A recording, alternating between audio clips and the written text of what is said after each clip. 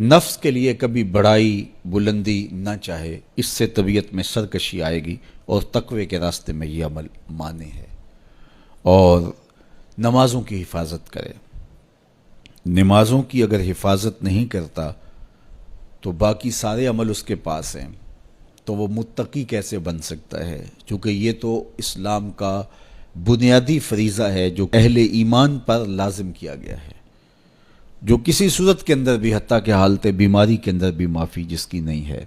سفر کے اندر بھی نماز کی معافی نہیں، مختصر کر دی گئی، قصر کر دی گئی، لیکن معافی نہیں دی گئی، حالت جنگ کے اندر بھی اس کی معافی نہیں ہے۔ تو نمازوں کی محافظت کرے۔ اور 10ویں چیز حضرت شیخ فرماتے ہیں، عقیدوں کی صحت کا خیال رکھے، اپنے عقیدے اپنے نظریات خوبصورت رکھے، وہی جو طریقہ مبارکہ اہل سنت و جماعت کے بزرگوں کے عقائد تھے اور شروع سے صحابہ سے لے کے دور موجود تک چلے آ رہے ہیں، ان کی مطابقت کے اندر اپنے عقیدے رکھے۔ نظریات کا عکس اعمال میں ہوتا ہے، اگر نظریات اچھے نہیں ہیں تو اعمال بھی اچھے نہیں ہیں۔ تو یہ 10 خوبیاں اور 10 چیزیں اگر کسی شخص نے اپنے اندر لازم کر لیں تو پھر لازمی نتیجہ یہ ہے کہ وہ متقی بن جائے گا، وہ پرہیزگار بن جائے گا۔ روزے کا مقصد بھی تقوی ہے، تو یہ بات ذہن میں رکھیے گا کہ صرف روزہ ہی نہیں، ہر عمل خیر کا مقصود تقوی ہے۔ تقوی کا حصول یہ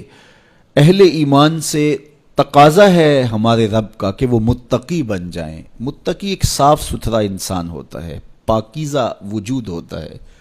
متقی شخص کسی کو ضرر نہیں دیتا، کسی کو دکھ نہیں پہنچاتا، وہ کسی کا حق غصب نہیں کرتا، کسی پر ظلم زیادتی جور و تعدی سے پیش نہیں آتا، وہ لوگوں کے حقوق کی پاسداری کرتا ہے، وہ اپنے فرائض کو پورا کرتا ہے، وہ خلق کے حق کو بھی ادا کرتا ہے اور خالق کے حق کو بھی ادا کرتا ہے، وہ دھرتی پر اللہ جل شانہ کی رحمتوں کا روپ ہے، دھرتی کا بوجھ نہیں ہے بلکہ دھرتی کی زینت ہے۔ تو ایسے پاکیزہ وجود یہ مقصود ہیں شریعت کے، اس لیے ہمیں تقوی ہر صورت میں حاصل کرنا چاہیے۔ قرآن مجید میں تقریباً 258 مرتبہ تقوی کو اختیار کرنے کا مختلف صیغوں کے ساتھ حکم دیا گیا ہے۔ تو اب آپ اندازہ کیجئے یہ کتنی اہم شے ہے جس کا تقاضا اہل ایمان سے کیا گیا ہے۔ تو اللہ جل شانہ کی بارگاہ میں میری دعا ہے جملہ ناظرین کے لیے، ناظرات کے لیے، آپ سب لوگوں کے لیے، اپنے لیے، اپنے ساتھ جڑے ہوئے تمام لوگوں کے لیے، کہ اللہ سب کو اتقاء کی دولت نصیب کر دے، یہ زندگی بے مقصد نہ گزر جائے۔ ہم جس مقصد کے لیے آئے ہیں ایسا نہ ہو کہ ساری زندگی گزار کے چلے جائیں اور خالی دامن لے کے اللہ کے حضور پیش ہوں۔ نہیں، اس دامن کو تقوی کے نور سے بھر کر اس کے حضور پیش ہوں، لیکن اس کے فضل پہ آس ہو، مغرور نہ ہونا، جو میسر آ جائے اس کو اللہ کا احسان سمجھنا، اور اس کے حضور کہا مالک مجھ سے تو یہی ہو سکا ہے، اور یہ بھی میری کوتاہیاں اور میری کمزوریوں کے ساتھ ہے سب کچھ، تو اپنے کرم سے میرے پہ رحم فرما۔ تو اللہ تعالیٰ کو ایسا بندہ بڑا پسند ہے جو اس کو راضی کرنے کی کوشش میں لگا رہتا ہے ساری زندگی۔ آپ کے پاس ایک ملازم ہے اور وہ کمزور ہے، لیکن سارا دن کوشش میں لگا رہتا ہے، کبھی وہ دیواریں صاف کر رہا ہے، کبھی وہ آپ کے دروازے پر کپڑا لگا کے اس کو صاف ستھرا کر رہا ہے، کبھی پانی آپ کو پیش کر رہا ہے، کبھی آپ کی گاڑی کو کپڑا لگا کے صاف کر رہا ہے، کبھی اور آپ کے کام میں لگا ہے، اور وہ کمزور ہے، کبھی بیچارہ تھک کے دھوپ میں بیٹھ بھی جاتا ہے، کبھی اس سے ہوتا ہے کبھی اس سے نہیں ہوتا، لیکن وہ نیت سے برا نہیں ہے، ہر وقت اس کی کوشش ہے کہ صاحب مجھ سے راضی ہو جائیں۔ تو آپ اس کی بہت ساری کوتاہیاں معاف کر دیتے ہیں، وہ کہتے ہیں یار کمزور ضرور ہے لیکن نیت کا ماڑا نہیں ہے۔ تو یار اگر ہم نیت کے ماڑے نہ ہوں، ساری زندگی اللہ کو راضی کرنے کے لیے گزار دیں، تو وہ بھی تو دیکھ رہا ہے یہ میرا بندہ ہے۔ میرے شیخ کامل کا ایک شعر مجھے ابھی یاد آیا کہ